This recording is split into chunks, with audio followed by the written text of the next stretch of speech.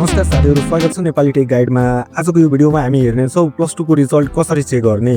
सुरुमा सर्च गर्नु plus 2 result 2082 अनि यहाँ हेर्न सक्नुहुन्छ वेबसाइट कतिको आइरहेछ, जस्तै एनटीसी नेट एनपीबाट नि हेर्न सक्नुहुन्छ, एजुकेट नेपालबाट नि हेर्न सक्नुहुन्छ।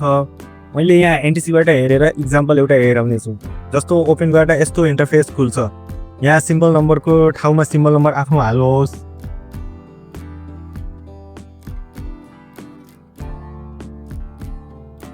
त्यसपछि यहाँ डेट अफ बर्थ हाल्नुपर्छ।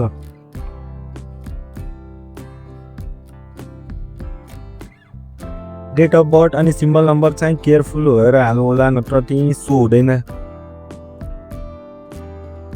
अनि सबमिट गर्दा यस्तो हजुरले मजाले आफ्नो टोटल ग्रेड सिट मार्कसिट सहितको रिजल्ट हेर्न सक्नुहुन्छ। सब्जेक्ट बाइ सब्जेक्ट कुन सब्जेक्टमा कति ग्रेड आएछ अनि यसलाई चाहिँ यहाँबाट डाउनलोड पनि गर्न सकिन्छ इजिली।